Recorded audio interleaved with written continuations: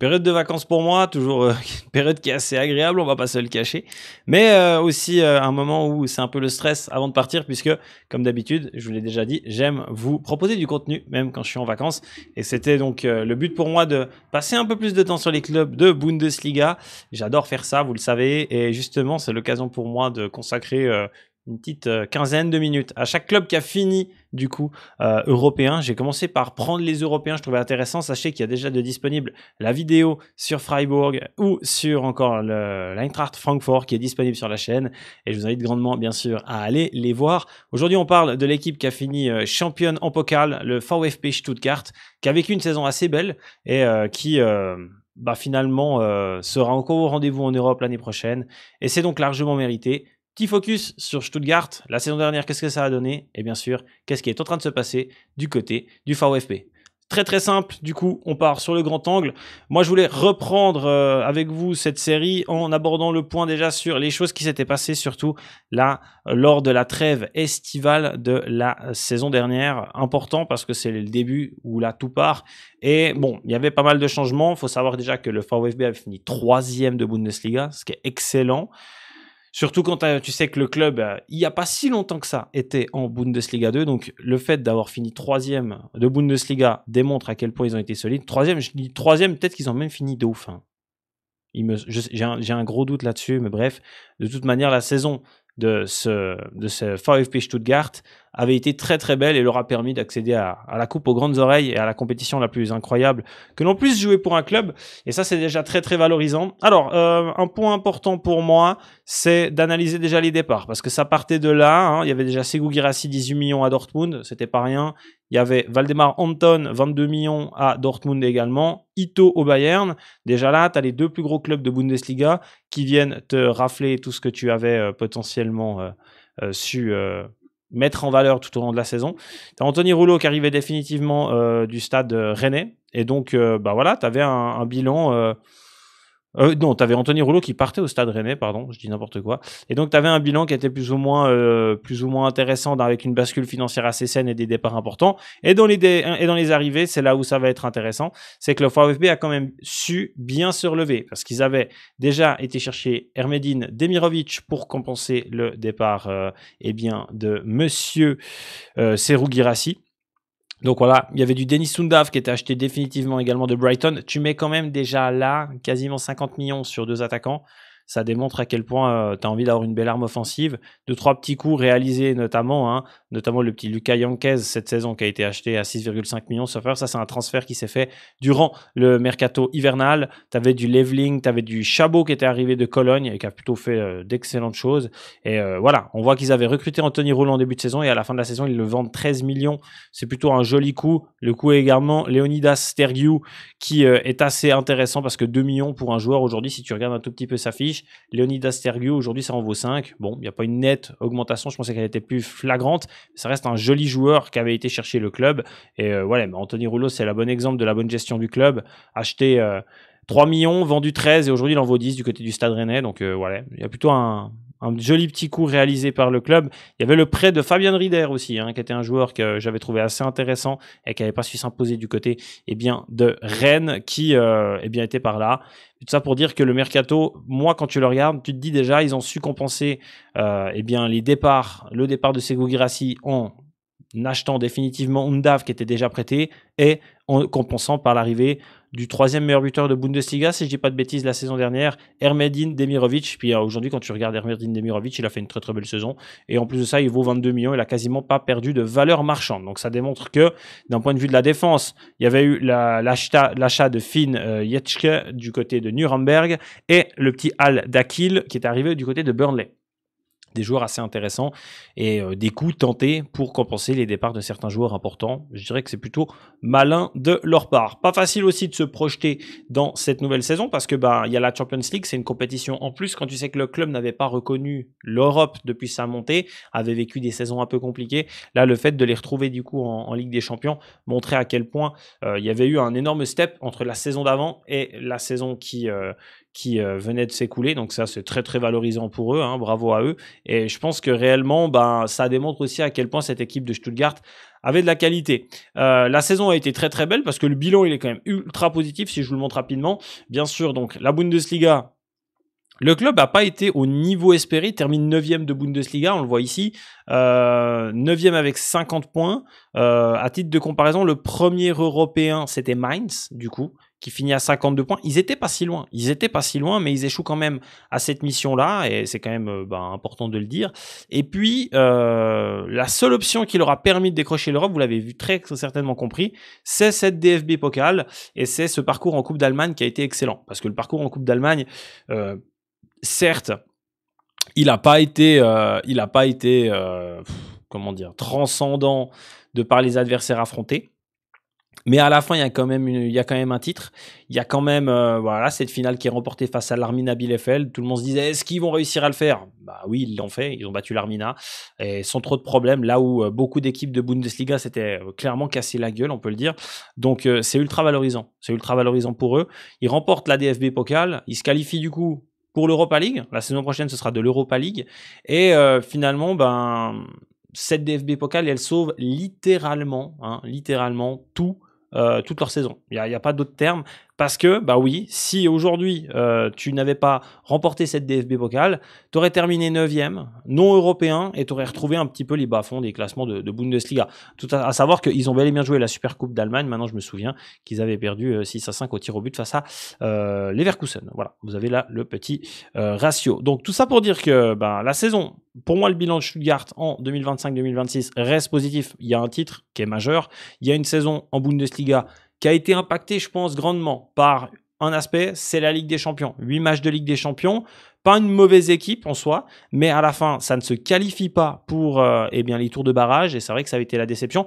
Moi, j'ai vu, comme tout amateur de Bundesliga, régulièrement Stuttgart, mais j'avais 2 matchs où je m'étais dit, ok, ça va être intéressant de les juger. C'était le tout premier contre Freiburg la saison dernière, où au bout de 2 minutes, Demirovic ouvre le score. Je me dis, ok, on prend déjà, là, tu savais qu'il y avait un joli mercato, tu avais Undav qui était arrivé définitivement, Demirovic aussi, tu commences par un derby, tu te dis, bon, va falloir assumer.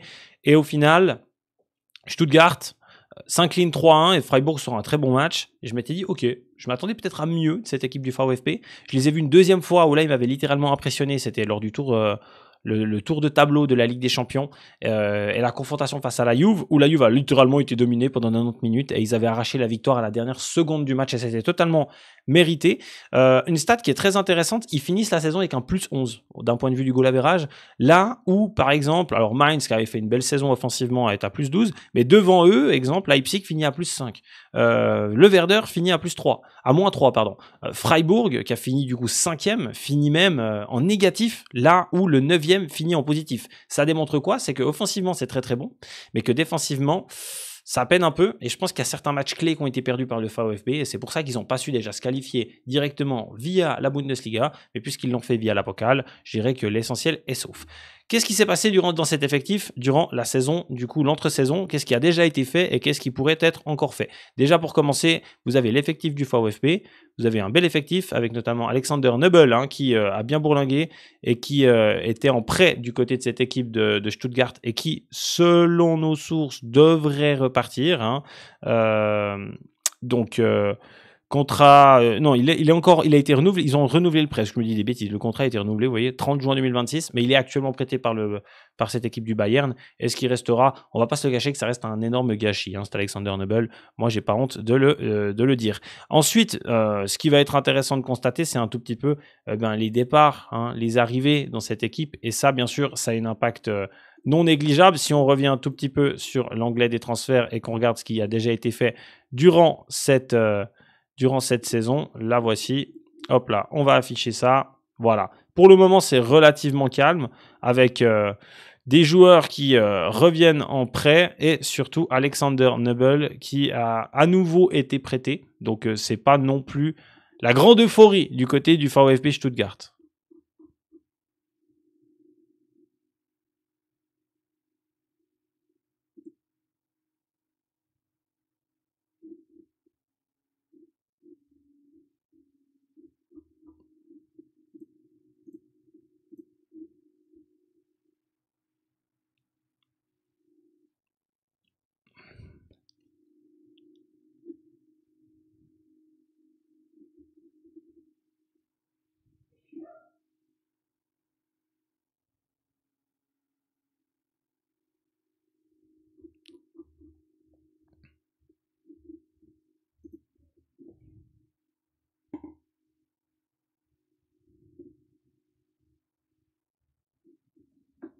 Une des individualités assez intéressantes qu'ils ont réussi à signer, c'est Lorenz Assignon, du coup, qui est arrivé du côté de ce VfB Stuttgart, qui est un joueur assez intéressant, hein, du coup, qui vient venir renforcer son équipe, qui a déjà eu un passage à l'international puisqu'il a joué à Burnley. Mais ouais, je m'attendais pas forcément à ce profil-là. Maintenant, ben, c'est un joli coup réalisé parce qu'ils ont toute sa valeur marchande et il vient renforcer la défense. Après, quand tu regardes réellement l'effectif du VfB, je trouve qu'il y a quand même beaucoup de qualité, beaucoup de qualité, qui a déjà été démontré tout au long de la saison. Hein. Là, rapidement, si tu regardes, pour moi, lors de cet exercice saison 24-25, vous avez un tout petit peu là. Si on regarde sur la saison effective 25-26, vous allez voir que ça change drastiquement la donne. Noble est toujours prêté, ok, ça c'est clair. Moi j'aime beaucoup, hein, je pense que le Finn Jeltsch, qui va très certainement partir parce qu'il a énormément pris en valeur depuis son arrivée. Un bon exemple de la bonne gestion, de la bonne cellule de recrutement du VfB, c'est Jeff Chabot qui est arrivé pour 4 millions. Suite à une saison très compliquée du côté de Cologne et qu'on vaut 12 aujourd'hui, c'est quand même un joli coup. Et puis, ben, de manière générale, je dirais que défensivement, c'est là où ça me vend moins du rêve. Je vous dis la vérité, ça me vend vraiment moins du rêve. Tu as toujours les bonnes pioches, telles que Maximilian Mittelstädt, qui aujourd'hui à 20 ans vaut 20 millions. Et à mon avis, il connaîtra difficilement autre chose. Le Joshua Wagnerman, formé du côté de Hanovre, qui est là aussi et qui a une belle petite évolution, hein, faut dire ce qui est. Après, voilà, de manière générale, je trouve que cette équipe du VfB Stuttgart n'a pas flambé. La grande question qu'on se pose, c'est si cet homme-là restera à Stuttgart. Ça, c'est clair et net que si Angelo Stiller reste au VfB, ça va avoir un impact énorme. C'est un milieu défensif qui est extrêmement intéressant, qui a énormément la cote. Il a que 24 ans.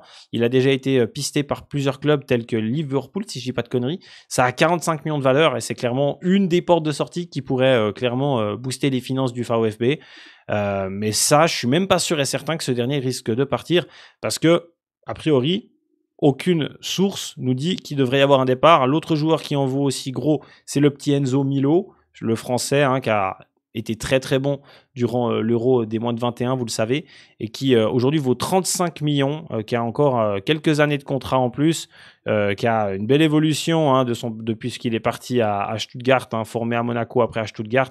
Il a la valeur qu'il a été le plus élevé, c'est à 42 millions. Bon, ça reste un joli joueur qui, selon moi, un jour devra de toute façon quitter Stuttgart si son évolution continue à être celle qu'il a actuellement. Et à 22 ans, il peut clairement faire des heureux hein, sur la valeur. Après, ben, devant, là, il faut reconnaître une grosse plus-value de cette équipe du VfB. C'est sa qualité à trouver les bonnes pioches. Voilà, Denis Sundav a perdu un peu en valeur, mais il a 28 ans maintenant, mais ça reste un excellent attaquant. Demirovic a quasiment pas perdu de valeur, mais on parle jamais de ce gars-là.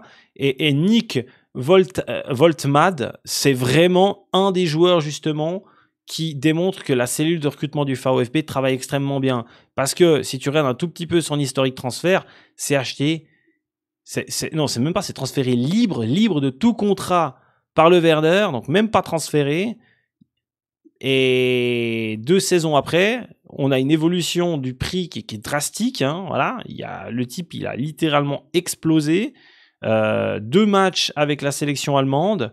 Joueur plus qu'intéressant, si tu vas dans ses performances détaillées un tout petit peu, tu te rends compte que le gamin a 23 ans, que la saison dernière, 5 matchs de Pokal, 5 buts, 28 matchs de Bundesliga, 12 buts et 2 passes D. C'est une saison pleine. C'est la saison la plus pleine qu'il a réussi à faire. Je peux même vous dire, en 3e division avec Elfsberg, il n'a pas été capable de autant scorer avec plus de matchs. Alors bien sûr, il était dans une phase d'apprentissage. Là où on peut un petit peu dire c'est dommage, c'est qu'il a une saison à un petit peu plus que 2000 minutes. Mais, cela dit, le bilan, il est plus que positif. Il est clairement plus que positif parce que pour moi, ce gamin-là a énormément de qualité et représente également une énorme plus-value à l'effectif du VfB le jour où il doit partir, tout en sachant que Demirovic n'a que 27 ans, que Denis Sundav en a 28 et que pour moi c'est des gars, clairement, hein, un Demirovic, pour moi aujourd'hui tu poses 30 millions, c'est pas déconnant. T'as un club de première ligue qui te pose 30 millions sur Ermedin Demirovic, c'est pas du tout déconnant, surtout que ce gars-là, quand moi je l'ai connu, il a été prêté d'Alaves dans cette équipe du coup de Saint-Gall en Suisse. Il avait fait de très bonnes choses déjà. Ensuite, Freiburg-Lachette, je suis ultra content. Super, bonne pioche. Le dernier fait d'armes de ce gars-là, hein, avant de partir à Augsbourg pour 3 fois rien, parce qu'il avait été mis dans un échange avec Michael Gregoric, plus 2,3 millions dépensés par Augsbourg. Ben, moi, je suis presque en train de me dire, ah, c'est dommage, même si son dernier fait d'armes, c'était un tir sur la barre transversale en finale de Coupe d'Allemagne. Donc, je me dis, bon, peut-être que ce sera ça qui nous permettra de gagner le championnat. Et puis, vous voyez qu'à Augsbourg, il avait été très, très bon. Puis que, ouais, la valeur de Demirovic, finalement, c'est même payé en dessous. Mais bon, à Augsbourg, il avait besoin d'argent et ils ont su la récupérer. Et surtout, ce qui est intéressant, c'est que si tu vas dans les performances individuelles de Ermedin Demirovic, c'est pas du tout un joueur qui sous-performe. Hein.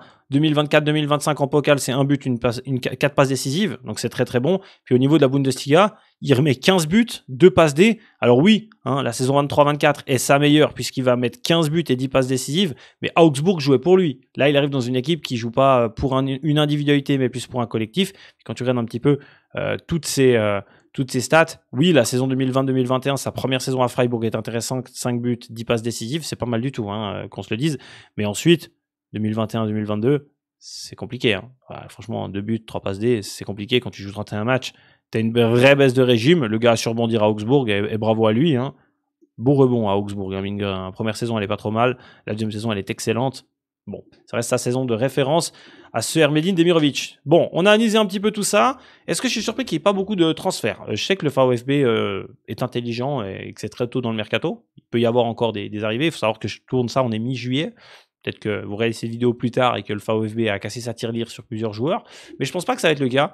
Je pense pas que ça va être le cas parce que je pense que c'est une équipe qui est relativement bien gérée, le VfB Stuttgart, et que déjà l'effectif est très complet. Maintenant, là, comme ça, moi, je vous dirais que Sebastian Hoeneß, qui est l'entraîneur, devrait très certainement demander des renforts en défense, mais il n'y a pas, il semblerait, de rumeurs de potentiels transferts qui devraient arriver. Donc, pour moi, ça veut dire qu'ils sont déjà satisfaits avec ce qu'ils ont. Il est vrai, il y avait eu Christopher Wu de Rennes. On sait qu'il y a une bonne relation avec le Stade Rennais. Il y avait Christopher Wu qui avait été sondé, mais finalement, c'est plutôt en train de se décliner. Et du coup, pas trop de grosses arrivées, a priori, du côté de ce VfB Stuttgart. Mais moi, je reste persuadé qu'ils feront une belle saison, que c'est un effectif qui est très très jeune. Hein. C'est une moyenne d'âge qui est assez folle à Stuttgart. C'est un des plus jeunes effectifs de Bundesliga. Et que, en plus de ça, ils prennent une chose chaque année, de l'expérience. Ils ont une moyenne d'âge à 25 ans, pour vous dire. Et je pense que réellement, ils peuvent faire très très mal la saison prochaine. J'ai pas peur de dire que je les vois clairement dans le top 8. Je pense que l'apprentissage de la Ligue des Champions a été un vrai plus. Et je pense que ça va déjà se voir la saison prochaine. Donnez-moi votre avis dans les commentaires sur ce VfB Stuttgart. Comme d'habitude, moi, je prends toujours un plaisir à analyser les clubs de Bundesliga. Et on se redit à très très vite, parce que on a encore autre chose à dire sur ces clubs allemands. Et j'espère que, à travers cette vidéo, vous avez appris des choses, parce que ça reste le plus important. C'était Micro. Ciao, ciao.